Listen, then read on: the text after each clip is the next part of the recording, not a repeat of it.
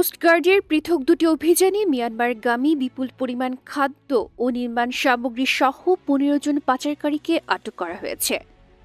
মঙ্গলবার coast guard media কর্মকর্তা lieutenant commander Siamul হক এ তথ্য নিশ্চিত করেন। তিনি বলেন, গোপন সংবাদের ভিত্তিতে জানা যায় একটি অসাধু চক্র বাংলাদেশি পণ্যের বিনিময়ে ইয়াবা মদ সহ অন্যান্য মাদকদ্রব্য মিয়ানমার হতে বাংলাদেশে পাচার করবে।